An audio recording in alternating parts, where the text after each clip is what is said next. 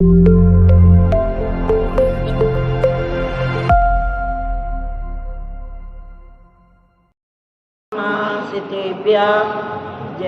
श्री ओम नमः सिद्धेभ्यः। जय श्री ओम नमः सिद्धेभ्यः। जय श्री ओम नमः सिद्धेभ्यः। नमः श्री वर्धमानाय निर्दोष कलात्मने सालोकानां त्रिलोकानां यदि विद्यादर्पणायति यदि विद्यादर्पणायति। संसार में गुरु कृपा सबसे निराली, होली यही दशहरा यही दिवाली। जो शिष्य वो सदा ऋणी रहेगा, सो जन्म ले फिर भी न चुका सकेगा, सो जन्म ले फिर भी न चुका सकेगा। जय बोलो श्री खजारा चिंतामणि पारसनाथ भगवान की।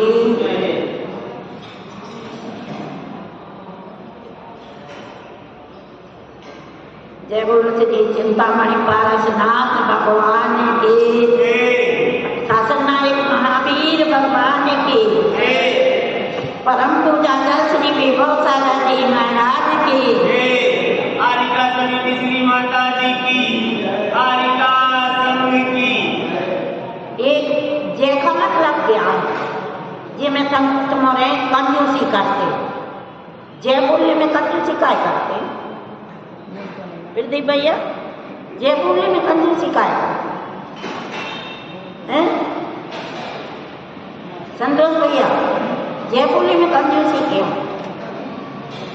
जय जय का मतलब क्या है? किसकी जय कर रहे हैं? भगवान की जय करते तो भगवान का नाम ले लेते। असंख्यात कर्मों की निष्ठा होती है। एक कथाना तो छोटा सा कि एक व्यक्ति व्रत लगे थे, विधान हो रहा पास में था और पूर्व में उसने भगवान की जय बोली थी। पूर्व में वो जय बोलता था, दूसरे माने बौद्ध मानता था पर वो जैन धर्म को माना, बहुत जय बोलता था। वो कहता था मंदिर में नहीं जा पाते तो हम कम से कम बाहर से जय बोल नहीं सकते हैं। वो जय बोलने में क्या बात बोले, मंदिर में नहीं जाते हैं तो नहीं जाते।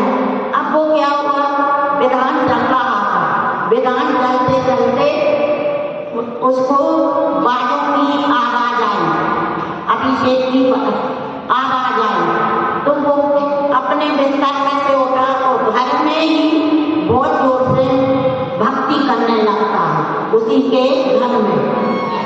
अब फिर वो और आवाज आई, और अच्छा लगा उसको तो वो अपने आंगन में तक आ जाता है। आंगन में जब इसकी आयु का समाप्त हो गया और भक्ति करते करते और मंदिर के प्रांगण में आया और जय बोली और स्वर्ग चला गया। इतनी भक्ति करी उसने, इतनी भक्ति करी, इतनी भक्ति करी, जय बोल बोल करके, हर जय बोल करके भक्ति करे, हर बार जय बोलो। तो इतना प्रभाव है इस जय बोलने का। इसमें कंजूसी नहीं करूँ पड़े, बोलू करेंगे। तीन भुवन में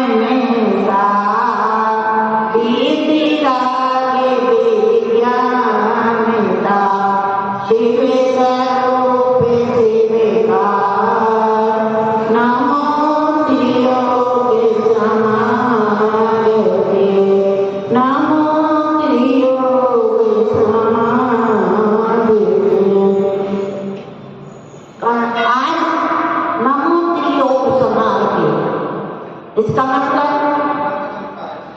मन वचन काय को संभाल के आज चौथी रात में प्रवेश कर रहे हैं। काय में कर रहे हैं? चौथी रात। विषम छंद। तो आज इसमें किसका वर्णन है? पहली ढाल में चतुर्गति का वर्णन था, दूसरी ढाल में मिथ्या कैसे छोड़े उसका वर्णन था, और तीसरी ढाल में सम्यक आश्रय और सम्यक की प्राप्ति का वर्णन था, जो सम्यक हमको कैसे होगा। अब चौथी ढाल में श्रावकों का वर्णन है। श्रावक को कैसे चलना चाहिए, कैसे बैठना चाहिए, कैसे उठना चाहिए, श्रावकों को क्या करना चाहिए। अब चौथी ढाल में श्रावकों का वर्णन है कि किसको दान देना चाहिए, एक पूरा चौथी ढाल में है। और पांचवी ढाल में है मुनि 12 नामा का चिंतन करके श्रावक से मुनि बन गए। मुनि बनने का उपाय, मुनि बने नहीं हैं, पांचवी ढाल में मुनि बनने का उपाय है। वो क्या है? 12 भावना का चिंतन। जब तक श्रावक से 12 भावना को नहीं भाएगा तब तक वो मुनि नहीं बन सकता है। 12 भावना का चिंतन नहीं करेगा वो मुनि नहीं। ये 12 भावना एक माँ के समान है। जैसे अपनी माँ होती है ऐसी एक 12 भावना का चिंतन करना। तो आज हम चिंतन करेंगे तो कभी ना कभी हम मुनि बन सकते हैं। जब हम चिंतन ही नहीं करेंगे तो मुनि बन जाएंगे। और छठवीं ढाल में मुनि, अब पांचवीं ढाल में भावना भाई, अब छठवीं ढाल में मुनि बन गए। अब छठवीं ढाल में मुनि बन करके चलना उसका वर्णन है। किसका वर्णन है? मुनि बन करके चलना। मुनि कैसे बनते हैं, क्या कहा होता है, मुनियों के कितने गुण होते हैं और मुनि कैसे, तो ये छठवीं ढाल में। अब चौथी ढाल अपन पढ़ते हैं। सम्यक कैसे दारे पुण्य सेवा सम्यक ज्ञान सोपारे आते भाव में जोते जो पहले का निमान सम्यक के साथ ज्ञान होए पे में आगादो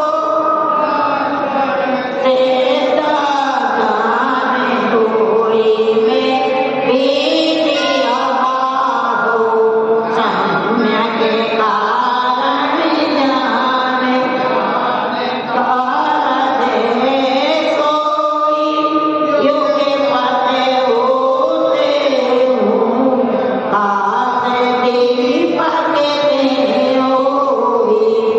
यहाँ सम्यक सिद्धाधार को सेवक सम्यक ज्ञान। जब तक हम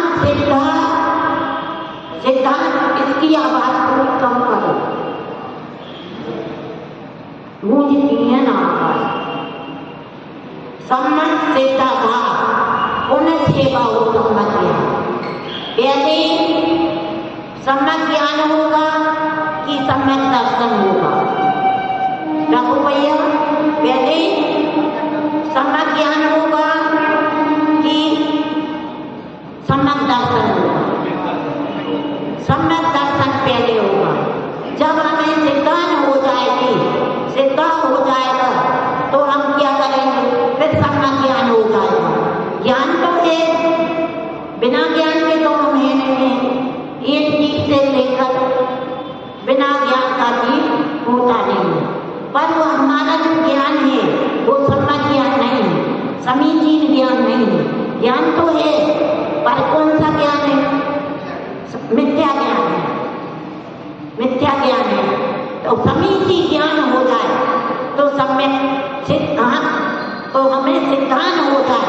जब तक हमें सिद्धा नहीं होगी जब तक हमको समीचीन ज्ञान नहीं हो सकता। और जिसके पास समीचीन ज्ञान हो गया उसको मोक्ष की प्राप्ति हुए बिना नहीं रुकती है।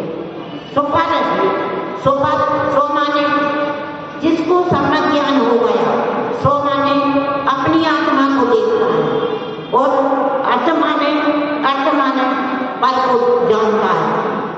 अब जो सुपर समीचीन ज्ञान हो गया जिसको, वो अब सबसे पहले किसको देखेगा? आत्मा को शरीर में भेद करेगा।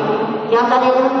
जिसको समीचीन ज्ञान हो गया, जिसको समीचीन ज्ञान नहीं हुआ है वो भेद विज्ञान नहीं करता, वो भेद भाव करता है। जो मिथ्या दृष्टि होता है वो भेद भाव करता है, और जो सम्यक दृष्टि होता है वो भेद विज्ञान करता है। कौन सा ज्ञान हो गया? समीचीन ज्ञान होगा। समीचीन ज्ञान क्या है? सुपर ज्ञान है। कौन सा? सोपर अर्थ माने सोपर माने आत्मा का ज्ञान है। जिसको आत्मा का ज्ञान हो गया, आत्मा पे सिद्धांत हो गया, आत्मा पर सिद्धांत हो गया, तो प्रगटे भान। जब आत्मा का ज्ञान हो गया तो प्रगटा भान, अपनी आत्मा का भान प्रगट हो जाएगा। जब तक समीचीन ज्ञान नहीं है तो आत्मा का भान प्रगटे नहीं हो पाएगा। चिकने घड़ा पे पानी डालत जाओ, गीला नहीं होगा, एक बूंद भी नहीं ठहरेगी। ऐसे ही हम चिकने घड़े हैं, हमको यदि समीचीन ज्ञान नहीं हुआ तो हम चिकने घड़े के समान हैं। तुम नहीं, हम, तुम्हें नहीं कह रहे, हम। यदि हमारे अंदर समीचीन ज्ञान नहीं है तो हम चिकने घड़े के समान हैं। जो चिकने घड़े के समान होता है वो उसको समीचीन सुपर भेद विज्ञान नहीं होता। सम्यक साधे, सम्यक को साधे ज्ञान पे भिन्न आवाज है। लक्षण सिद्धा ज्ञान दो ही में भेद आवाज है। दिखने में दो ही एक साथ है, सम्यक दर्शन और सम्यक ज्ञान, और चार पर तीनों अलग है। और तीनों को न धारण करना तत्वा सूत्र में बताया, सम्यक दर्शन, सम्यक ज्ञान, सम्यक चार मोक्ष मार्ग। ये मोक्ष का मार्ग है। इनको तीनों को सिद्धांत सहित जो नहीं धारण करता तो उसकी एकता नहीं आती। एकता का मतलब क्या? एकता माने इन तीनों की एकता को हम मोक्ष मार्ग कहते हैं। अब क्या कहते हैं? लक्षण एक पद होते, जैसे एक पद का मतलब क्या है? होते हो प्रकाश दीपक है सोई। एक साथ जैसे तुमने दीपक जलाया, माता से उसमें जला तो अंधेरा तुरंत मिट गया कि नहीं मिट गया? ऐसे सम्यक दर्शन है। दर्शन एक ऐसी चीज है, दर्शन सिद्धांत कराता है चीज, उसका ज्ञान नहीं है, बस उसका तो सिद्धांत है कि आत्मा है, और ज्ञान जानता है। दर्शन सिद्धांत का विषय है, सिद्धा का विषय है। सिद्धा का विषय क्या है? दर्शन। और जानने का विषय क्या है? ज्ञान। किससे जानेंगे हम? सिद्धा से जानेंगे क्या? नहीं जानेंगे। सिद्धांत को तो हमें अटल बनाना है, और ज्ञान से हमें जानना है, और चारित्र है उस पर चलना है। आगे तीन चीजें समझ में डब्बू भैया। सिद्धांत है, दर्शन है, उस पर सिद्धांत करना है। बोलो पंडित जी, बोलो। दर्शन है, उस पर सिद्धांत करना। ज्ञान है, उसको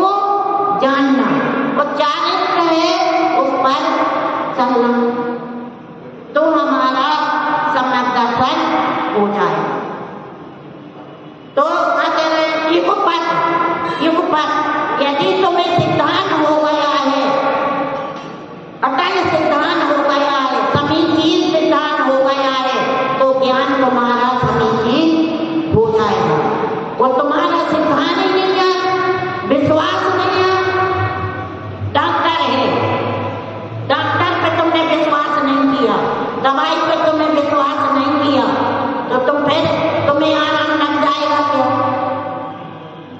जब तुम डॉक्टर को एक डॉक्टर के लिए हम भगवान जैसा समझ के जब उसके पास में जाते तो यदि उस पर विश्वास नहीं है, जो डॉक्टर पे विश्वास नहीं होगा तो उसके पास हम जाएंगे क्या?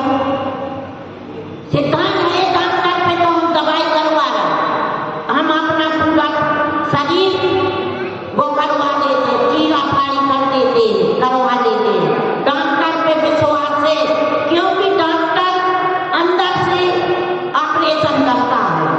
कहाँ से करता है? अंदर से ऑपरेशन कर रहा है।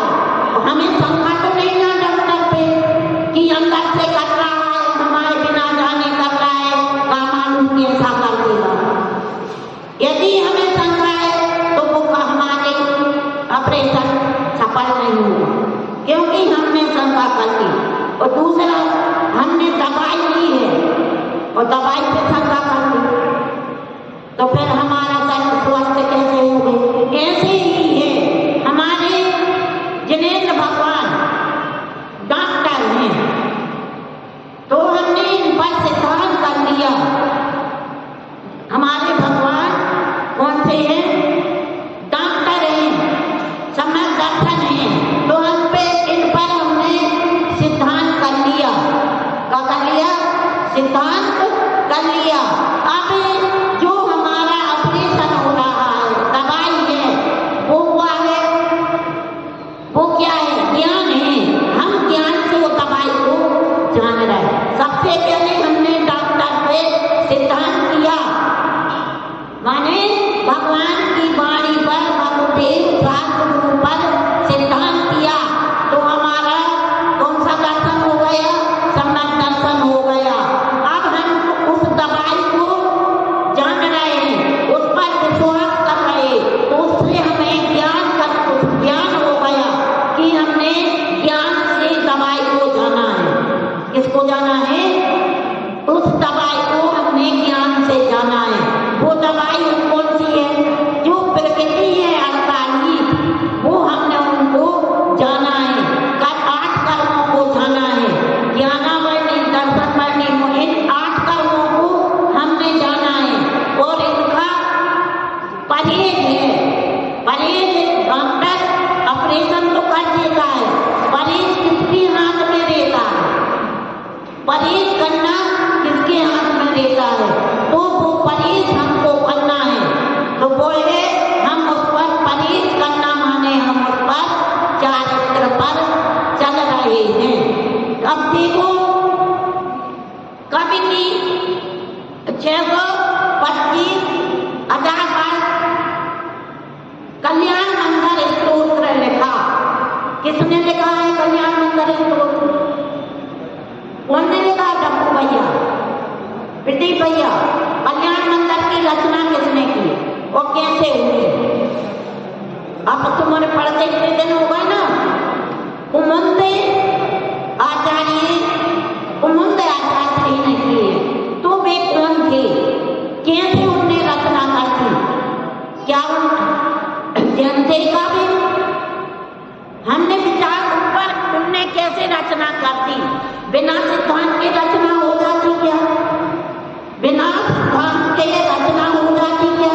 उनने सिद्धांत किया कि हमें कल्याण मंगल स्तोत्र करना है।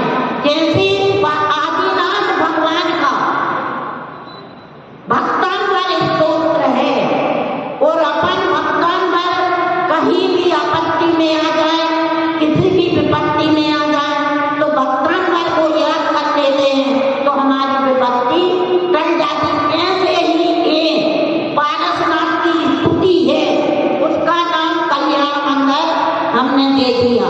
और जो भी इसका पाठ करेगा, इसकी भक्ति करेगा और इसके अर्थ को समझेगा, इसमें किताब में जो अर्थ लिखा है, तो अपना कल्याण कर सकता है। तो ये एक ब्राह्मण थे, वो कुमुद आचार्य एक ब्राह्मण थे, और नदी में नहाने के लिए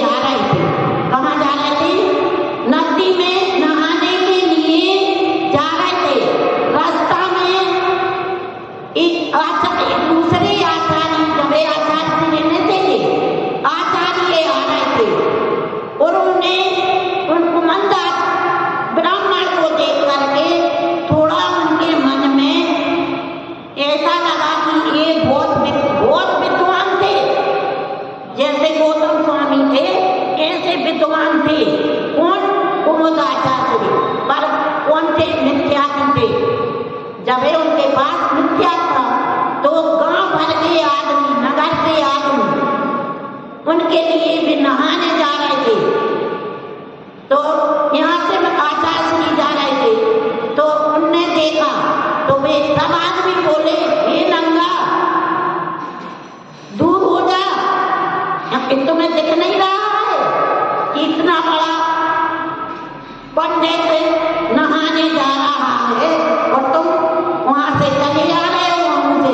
तो उनने अब उनको तो मालूम चल गया कि ये विद्वान बनने वाला है, बस इनसे वो होगी। तो उनने जाके फिर पट के और धक्का दे दिया उनको ब्राह्मण के लिए। अच्छी चोटी रखाए था, कमठ माने था, अपने कमर डालान में लिए था, पीले दुपट्टा ओढ़े था, जा रहा था मस्ती में, घमंड था, मिथ्या ज्ञान था ना तब।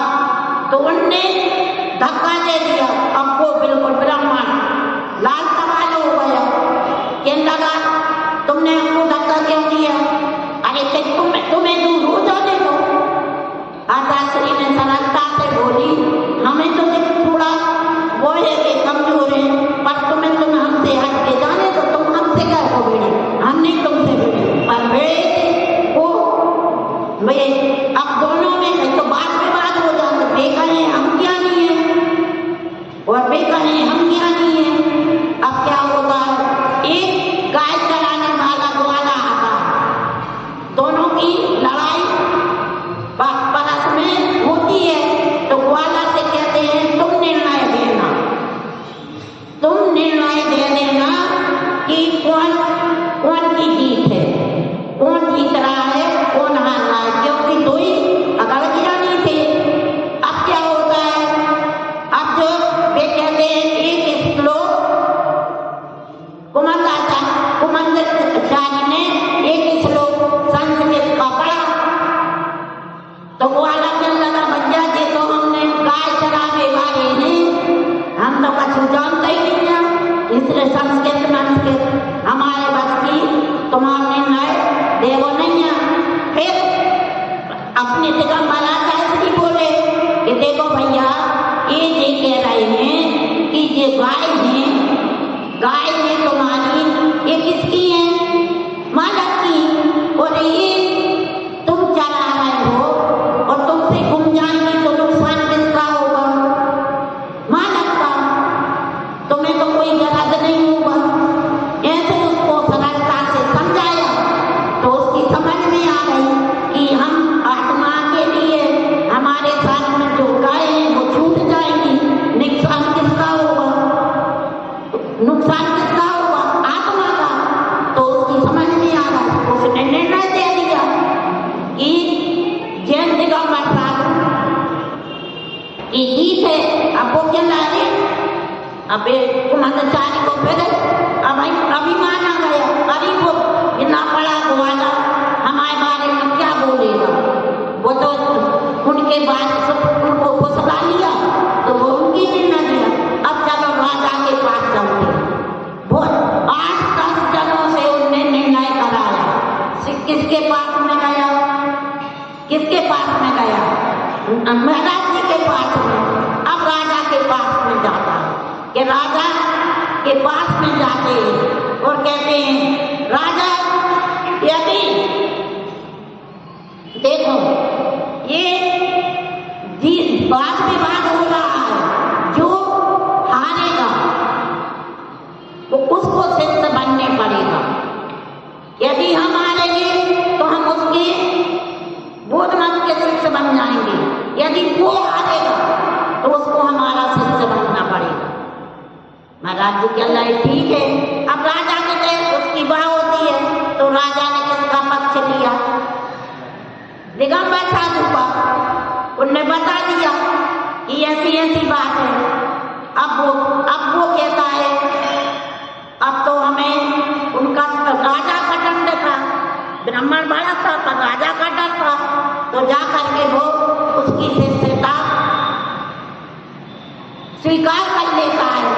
अब वो गुरु महाराज चले जाते हैं।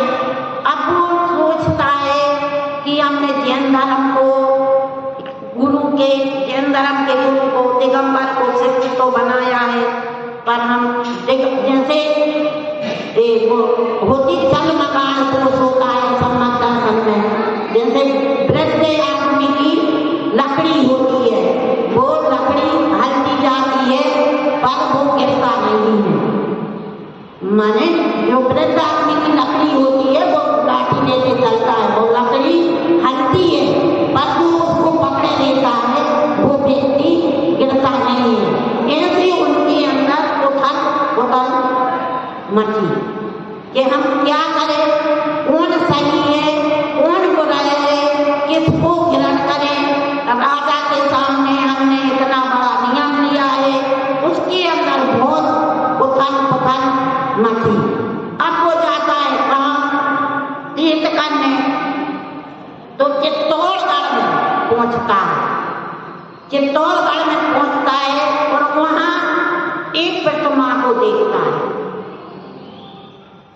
और प्रतिमा को देखते ही और वो वहां एक वो था मानस खंड, तो वहां मानस खंड को देखते ही उसे लगा कि हम इसके दर्शन करें, पर वहां दर्शन हो नहीं पाते थे, बंद था, वो बंद था।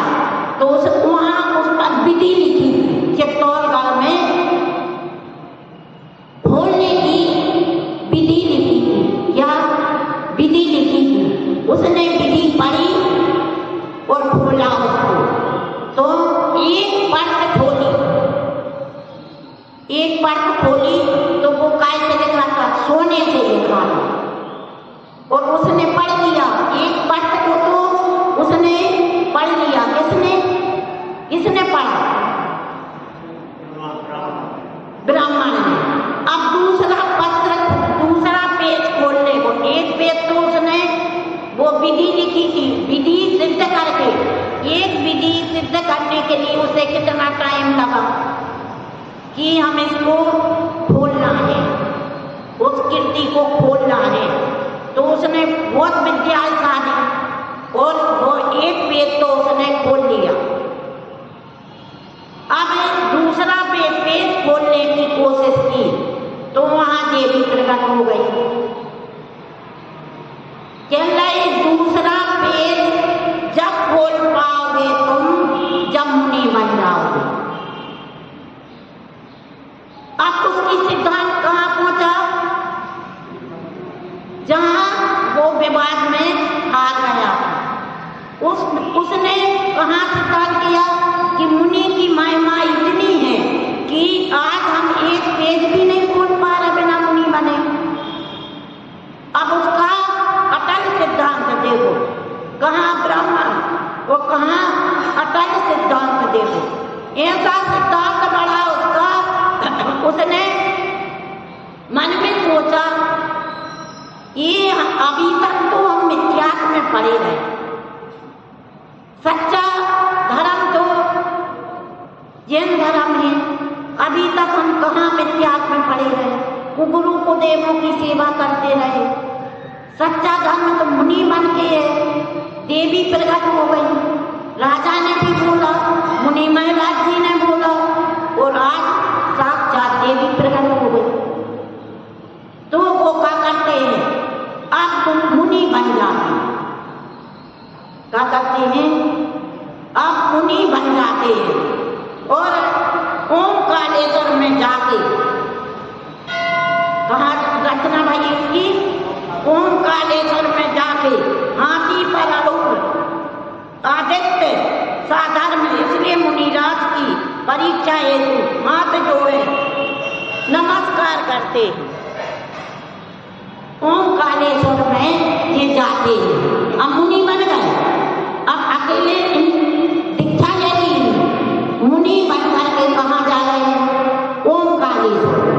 ओंकारेश्वर में जाते हैं और वहाँ पहले भी उनको वहीं जाना था, पहले भी उनको श्रावक थे ब्राह्मण थे, तो कहाँ जाते, सिद्धि की भक्ति करने जाते ही हैं।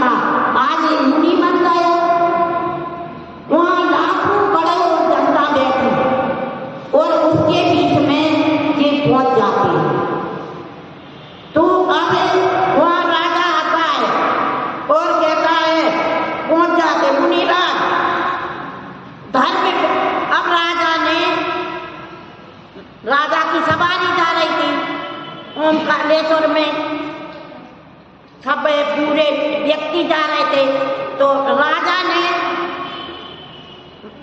मुंह से बोल के मुनि महाराज जी को नमस्कार नहीं किया। राजा ने, जो राजा थे वो मुनि महाराज जी की परीक्षा लेने लगे कि दिगंबर मुनि में कितना ज्ञान है, इनमें कुछ ज्ञान है कि नहीं है। तो उनने क्या किया, मन ही मन में उनको नमोस्तु किया और उनसे हाथ जोड़कर विनय की कि हम देखते हैं। और तो मुनि महाराज जी को अवध ज्ञान था, तो मुनि महाराज आचार्य श्री ने क्या किया, अब कुमुद आचार्य श्री बन गए थे, तो उनने क्या किया कि इनने नमस्कार किया है, तो इनने नमस्कार किया है, तो उनको कहा धर्म में, अब मुंह से नहीं बोले, किसी जनता को मालूम नहीं चला कि इनने नमस्कार किया, क्योंकि बोध मत के साथ में जा रहे थे। तो दिगंबर को नमस्कार कैसे कर लेते, पर उनके मन में, राजा के मन में जैन धर्म पर सिद्धांत था, इसलिए उनने मन ही मन नमस्कार कर लिया। तो बोलो प्रदीप भैया, मन ही मन का नमस्कार का भगवान के पास नहीं पहुंच सकता है। तुम मुंह से नहीं बोल पा रहे हो, पर मन ही मन में तुमने हमें नमस्कार कर लिया। किसी के देखो नमस्कार क्यों नहीं कर पाता है, जैसे चंद्र राजा था, तो वो राजा के डर के मारे वो राजा को नमस्कार नहीं करता था, मात्र वो देश का नियम ले लिया था उसने कि हम देश को नमन करेंगे। तो डर के मारे उसने क्या किया था, हाथ में अंगूठी पहन ली थी और उसमें मुनीश्वर भगवान की प्रतिमा विराजमान कर ली थी। और वो नमस्कार किसको करता था, भगवान को नमस्कार करता था। मन ही मन भगवान को, देव राजगुरु को नमस्कार करता था, राजा को नमस्कार नहीं करता था। ऐसे इस राजा ने क्या किया कि अब हम उन बोध गुरुओं के, बोध ब्राह्मणों के संग में जा रहे हैं और एक अकेले आचार्य हैं। इतना संग किसका जा रहा है, दल बल किसका है, बोध गुरुओं का। और कहाँ जा रहे हैं, शंकर जी के पास, शिव जी के पास। तो वो क्या करते हैं कि इनको हमें नमस्कार तो करना है, पर कैसे करना है, मन ही मन नमस्कार कर लिया। आंखों को नम्र करके, हाथ को जोड़े नहीं, मन ही मन हाथ जोड़ करके उनको प्रणाम कर लिया, नमोस्तु कर लिया। और महाराज जी ने इस बात को तुरंत अंकन कर लिया। क्या कर लिया, अंकन कर लिया। अंकन करते ही उन्होंने कहा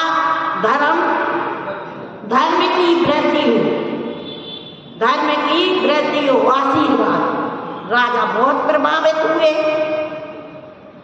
कि बताओ, अब उदय की जनता पूरी भड़क गई कि राजा बिना बोले तुम्हें आशीर्वाद दे दिया, तो तुम प्रभावित हो गए। हमने तो सब जन हिंदू को कर रहा हो, तो महाराज जी ने, तुमने उनको नमोस्तु भी नहीं किया और उनने तुम्हें आशीर्वाद दे दिया, तो तुम प्रभावित हो गए। अब वे जाके वहां पहुंच जाते हैं ओमस्वर में, पिंडी के पास। तो देखना, अब राजा को भड़काना प्रजा का काम था। देखो राजा ये पिंडी को नमस्कार नहीं करता, तुम जिसको मान रहे हो वो तुम्हारी पिंडी को नमस्कार नहीं करेगा। राजा ताका के रह गए, क्यों नहीं करेगा, यदि तुम मान रहे हो, इनसे पहले, सबसे पहले पिंडी को नमस्कार करवा। अब कुमुद आचार्य श्री के लगे कर देंगे नमस्कार, तुम्हारी पिंडी जेल है तो हम नमस्कार कर सकते हैं, कि हमें क्या है। यदि हमारी भक्ति में, शक्ति में, हमारी सिद्धा में कितने देर के लिए उनकी सिद्धान हुआ था, कब का मिथ्यात था, कितने देर में उनका मिथ्यात टूट गया कुमंदाचार्य का। बोलो कितने हजारों वर्ष, करोड़ों वर्ष का मिथ्यात था और कहा कितने पे विश्वास आ गया है? जो देवी ने बोला कि तुम बिना मुनि बने ये पत्र नहीं पढ़ सकते हो। ये स्तोत्र कल्याण मंगल स्तोत्र साधारण स्तोत्र नहीं है। तुम इसको जब पढ़ पाओगे, जब रच पाओगे, जब तुम मुनि बन जाओगे। तो अपने पहुंच जाते हैं और राजा कहता है यदि तुम्हें नमस्कार करना पड़ेगा, और यहाँ महाराज जी कह रहे हैं कि नमस्कार नहीं करवा, पर वो नहीं मानते। क्या करते हैं? अब वो नमस्कार करते हैं। मंत्र एक से एक मंत्र, ज्योतिष, कितने कितने ब्रह्मा आ गए। एक व्यक्ति हो वो पूरा घेर ले तो कैसा होगा? एक तुम अकेले हो और पूरा मंदिर तुम्हें व्यक्तियों ने घेर लिया तो तुम क्या करोगे? बोलो। अब अकेले आचार्य और करोड़ों हजारों ब्राह्मण, अबे भी वो कालेश्वर में देखो तो अबे कितनी भीड़ रहती है। और जाकर के क्या करते हैं? अब वे घेर लेते हैं। वो कहते हैं उठो, तो महाराज उठ करके अपनी आत्मा में सच्ची सिद्धांत को प्रकट कर, सच्चे गुरु को प्रकट कर, कि अपने देव को प्रकट कर और पढ़ते और उसको चित्तौड़गढ़ के पारसनाथ भगवान को, जहाँ उनने वो कृति खोली थी, उन पारसनाथ भगवान को स्मरण करके और सोममूर्ति चमत्कारी उस प्रतिमा के देखने लगते, उस प्रतिमा को सामने देखने लगते। उनके वो प्रतिमा सामने, आंखों के सामने आ जाती है। अब बोलो प्रतिमा आ सकती है क्या? प्रतिमा सामने आ सकती है कि नहीं? आ गई कि नहीं? उनके सामने जो चित्तौड़गढ़ में उनने प्रतिमा देखी थी, जो प्रतिमा के दर्शन किए थे, जहाँ वे मुनि बने थे चित्तौड़गढ़ में, उन प्रतिमा को देखते ही और बस उनने आकरणी थी, मैं तो भी निरोक्ष तो भी नूनम चेती मया विभूति भक्ता जातो की किम जंतुआ बंधवा दुख पात्रम इस मात्र क्रिया फलम भाव सुनम। जो स्तोत्र पढ़ा और पारसनाथ की प्रतिमा पिंडी में प्रकट हो गई। बोलो अब अपन बोलो। उनने क्या किया? मधुर मधुर नमस्कार किया और शिव पंडी फट गई, उसमें पारसनाथ की दिव्य प्रतिमा प्रकट हुई। चमत्कार को देखकर जन समूह ने जैन धर्म में स्वीकार कर लिया और कल्याण मंदिर की रचना हो गई। ऐसा अटल सिद्धांत हमारे जीवन में आता है तो हमारे भी घर में ऐसे जैसे कुमंदाचार्य ने पहले कौन थे? ब्राह्मण थे। इन ब्राह्मण हो, क्षत्रिय हो, वैश्य हो, इनको भी अभी भी दीक्षा दी जाती। ब्राह्मण, क्षत्रिय, इनके लिए अभी भी दीक्षा जैसे आचार्य के सामने एक ओम सागर में लाते थे, वे ठाकुर थे, आचार्य ने दीक्षा दी। तो ब्राह्मण जी और ब्राह्मण के ऊपर वो कर देते हैं आज दीक्षा, वो करके तो उनसे आहार भी ले सकते हैं, पर जब तक उनके वही नहीं होंगे संस्कार तब तक नहीं होंगे और उनको पूरा त्यागना पड़ेगा। इसकी विधि बहुत बड़ी है, वो करते हैं, कौन करते हैं, आचार्य भी यही नहीं करते हैं और किसी के बस की बात नहीं है। जो वो विधि होती है वो ही करते हैं, प्रतिदिन उनको वो कर सकते हैं। तो अपन को अपने जीवन में इतनी शिक्षा लेना कि यदि हमारे अंदर बस विश्वास और श्रद्धा प्रकट करना, वो कैसे हो, बस उस पर चाहे कुछ भी टूटे या सब जग रूटे, कुछ भी टूटे, किसी की कान की सुनी, आंखों की देखी नहीं मानना है। हमें जो अपने जीव शास्त्र गुरु पर सिद्धांत है वो करना है। हम किसी के बहकावे में ना, थोड़ी सी बीमारी में हम विचलित ना, तो हमें श्रावक धर्म है। तो चौथी डाल में अपन सम्यक सिद्धा, सम्यक साध ज्ञान पे वो पे भिन्न आराध, लक्षण सिद्धा जान दोई में भेद अभाव। दोई भी अलग अलग है, दर्शन अलग है, ज्ञान अलग है, पर दोनों के बिना सम्यक के दर्शन के बिना ज्ञान सम्यक नहीं हो सकता, सम्यक ज्ञान के बिना सम्यक चारित्र नहीं हो सकता है। यदि हमें सम्यक दर्शन और सम्यक ज्ञान और सम्यक चारित्र धारण करना है तो अपने को आत्मा में वो करना है। इसी भावना के साथ जय बोलो अनंत आनंद से पद परमेश्वर भगवान है।